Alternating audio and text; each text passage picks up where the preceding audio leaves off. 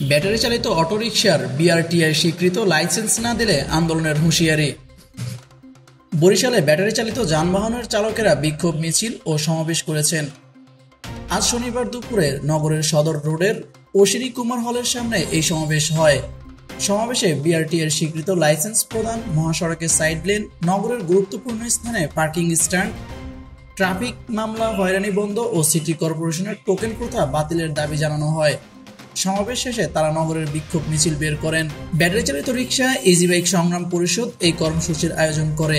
এ সময় সমাবেশে ব্যাটারি চালিত রিকশা ইজি বাইক সংগ্রাম পরিষদের কেন্দ্রীয় কমিটির সদস্য সচিব বাসদ নেতা মনীষী চক্রবর্তী বলেন, ব্যাটারি চালিত যানবাহনের আধুনিকায়ন, লাইসেন্স, মহাসড়কের সাইড লেন, গুরুত্বপূর্ণ স্থানে স্ট্যান্ডের দাবিতে আমরা দীর্ঘদিন আন্দোলন সংগ্রাম করে আসছি।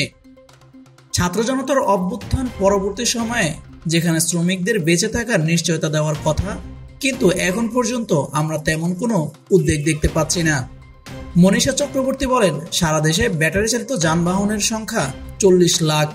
এই 40 লাখ শ্রমিকের সঙ্গে জড়িত তাদের পরিবার সহ প্রায় 2.5 থেকে 3 কোটি মানুষ।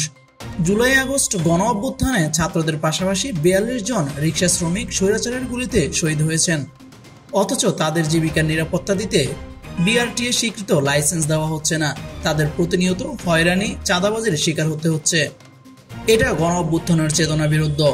আমরা দ্ব্যর্থহীনভাবে বলতে চাই, এই বিশাল শ্রমজীবী জনগোষ্ঠীর জীবন জীবিকা নিয়ে এ ধরনের আচরণ আমরা মেনে নেব না। প্রয়োজনে রাজপথে কঠোর আন্দোলনের মাধ্যমে দাবি আদায় করা হবে বলে হুঁশিয়ারি দেন মনীষা চক্রবর্তী।